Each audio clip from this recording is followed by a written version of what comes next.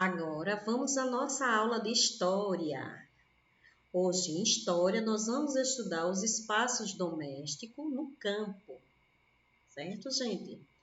Ó, não confunda o espaço doméstico com o espaço público. O espaço doméstico é uma coisa e o espaço público é outra. O espaço doméstico é o espaço de dentro da nossa casa, certo?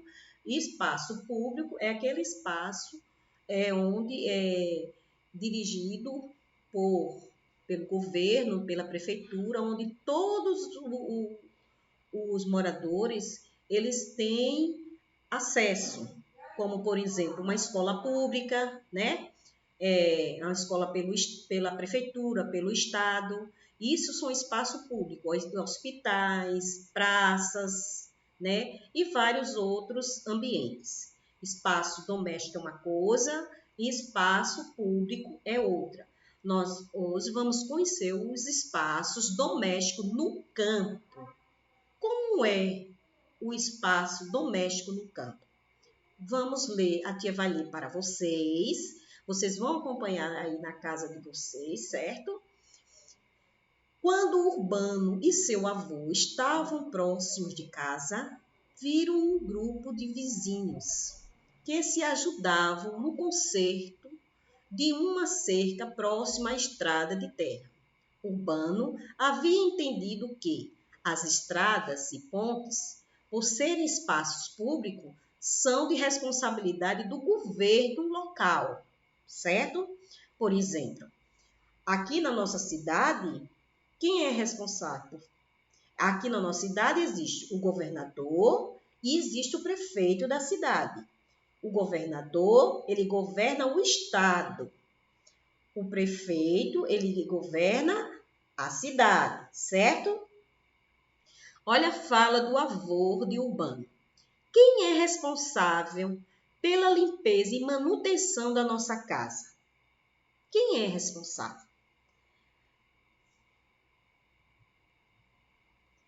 Vamos à primeira questão, na página 14 de História. O que você responderia ao avô Joaquim? Quem será o responsável pela limpeza, pela organização do nosso lar, né? Do nosso espaço dentro da nossa casa? Vocês vão responder aí na primeira questão da página 14, certo? Vamos à segunda questão, na página 15. Sua casa é um lugar ao qual as pessoas possuem livre acesso, isto é, qualquer pessoa, familiar ou não, pode entrar nela quando quiser. Por quê? Por que será? Vocês vão justificar, como a tia falou, é importante a justificativa, vocês escrever o porquê do não e o porquê do sim, certo? Vocês vão escrever de acordo com aquilo que você está entendendo, só que dentro do assunto a qual nós estamos estudando, ok? Terceira questão. A nossa casa é considerada um espaço doméstico? Você sabe o significado da palavra doméstico? Procure em um dicionário o significado dela. Depois, escreva o que você encontrou. Vocês vão ao dicionário, pegam o dicionário, abrem o dicionário e vão procurar o significado da palavra doméstico, certo? E ao encontrar, vocês vão escrever aí na terceira questão, certo?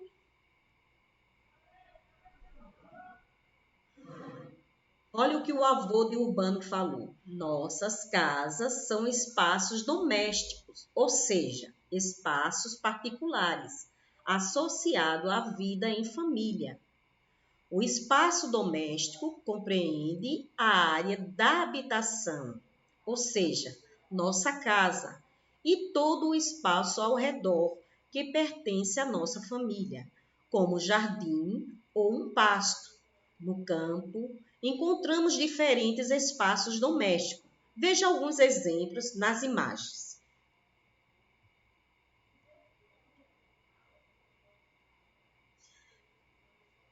Olha aí, na primeira imagem, né, uma grande propriedade no campo e na outra imagem, pequena propriedade no campo. Mas isso não quer dizer que aí não tenha um espaço doméstico. Tanto lá na primeira imagem como na segunda existe o espaço doméstico, aquele que é dirigido pelos os moradores que neles habitam, certo? Geralmente,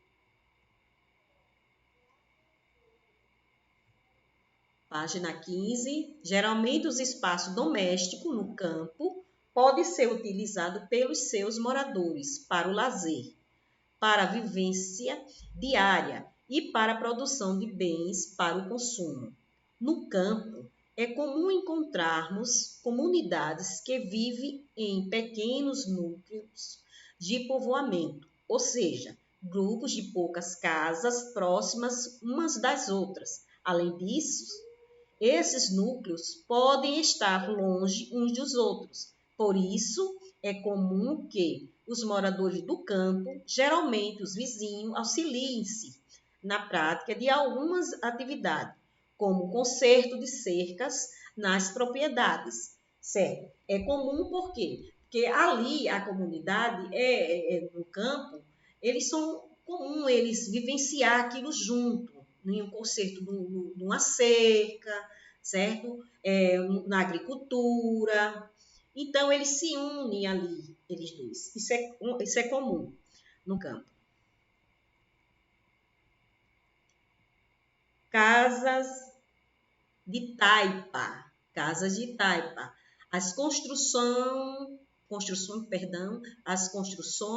são uma forma de aprender sobre o passado. Por isso, elas também são fontes históricas. Ainda hoje, muitos moradores do campo preservam saberes e práticas antigas de construir residências. As casas de taipa, o pau, a pique, são exemplos da preservação desses saberes antigos. A taipa, o pau, a pique, é um modo de construir moradias trazido há muito tempo por grupos estrangeiros, como os portugueses e os africanos. Essas moradias são construídas utilizando-se materiais locais de fácil acesso, como barro, esterco de animal, madeira e fibras vegetais.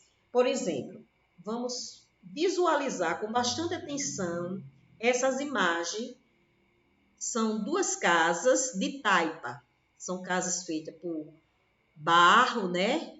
Madeira, palha. Isso aí para você ver como é essa vida do campo. É muito comum eles se unirem para construções de casas como essas.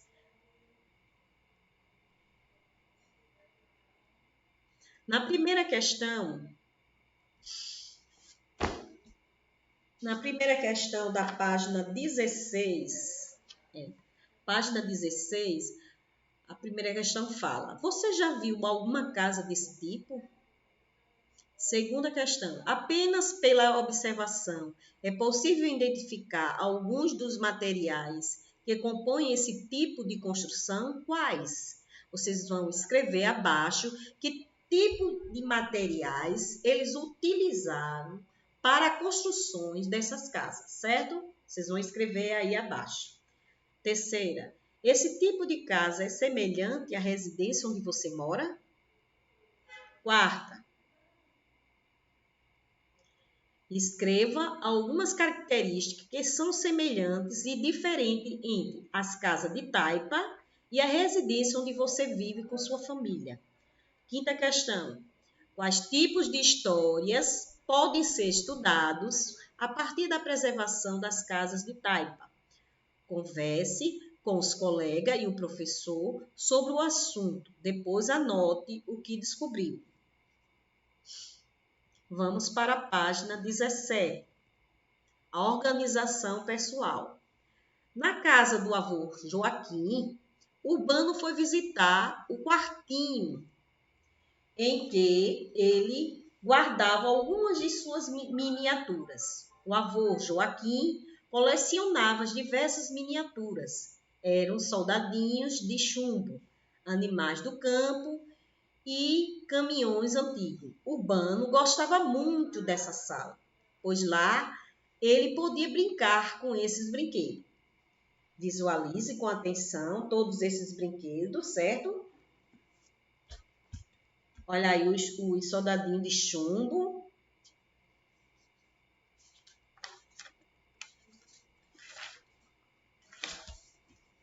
Né? Os cavalos, né? Os carros. Durante uma brincadeira, Urbano pegou algumas miniaturas de cada tipo que o avô coleciona para contar uma historinha. Ao final da brincadeira, o avô lembrou Urbano de guardá-las na prateleira, cada uma em sua respectiva divisória. Primeira questão. Circule de vermelho o espaço no qual Urbano deve guardar as miniaturas dos soldadinhos. Depois, circule de azul o espaço em que as miniaturas de animais da fazenda devem ser guardadas. E, por fim, circule de verde o espaço dos caminhos antigos.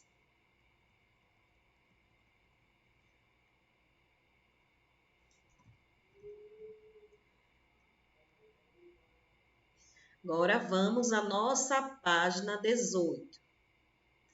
Na segunda questão, você costuma organizar os seus brinquedos?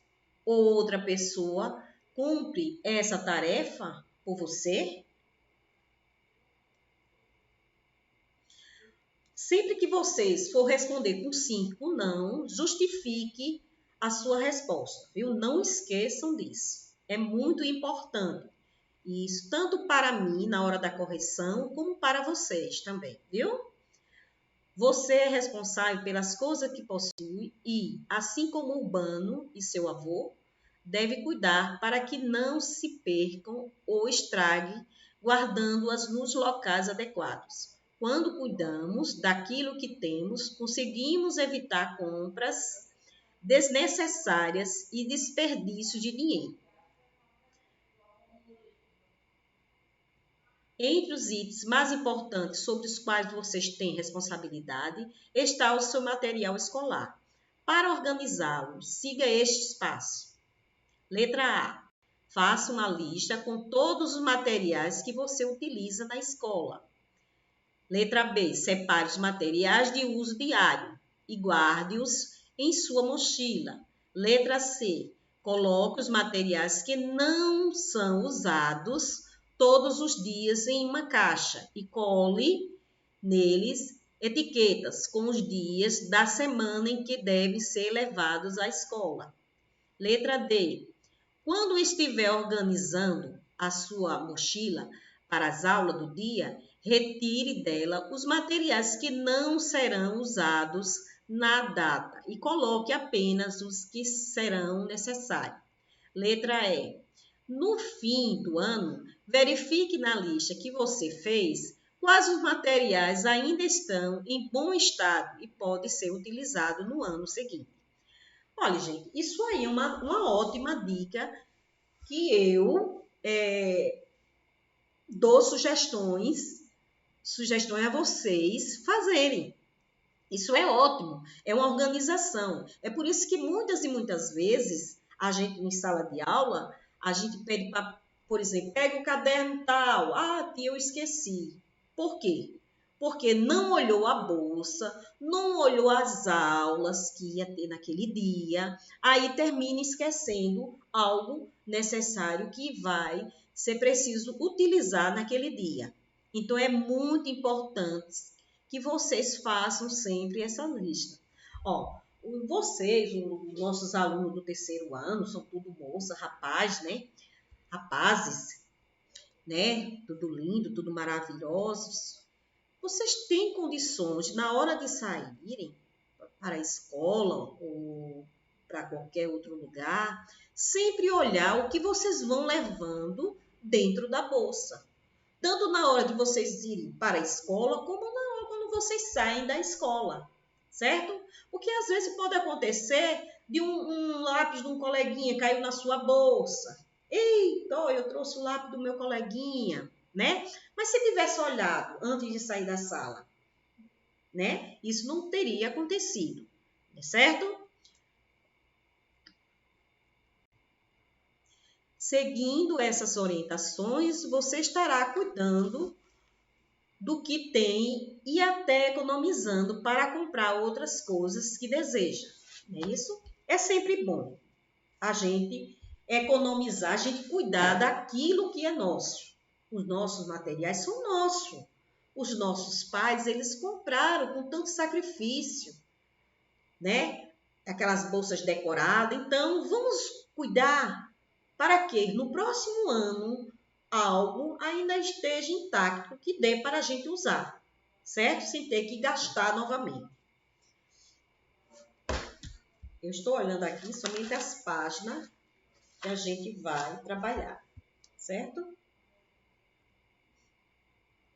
Vamos para a página 19. Primeira questão. Sobre o campo, preencha a ficha a seguir. Área ocupada. Pessoas que nela habitam. Quem é que habitam no campo? Que tipos de pessoas são essas? Tipos de atividades praticadas. Que tipo de atividades eles costumam fazer no campo?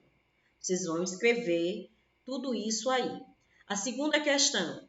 O território brasileiro foi ocupado por diferentes grupos culturais. Leia os itens abaixo e numere-os de 1 a 4, de acordo com a ordem em que cada povo chegou às terras brasileiras. Colonizadores portugueses, indígenas, outros estrangeiros e africanos. Vamos para a página 20. Terceira questão. Durante a ocupação do território brasileiro, ocorreu um fenômeno chamado interiorização da colonização. Perdão, nossa, a tia.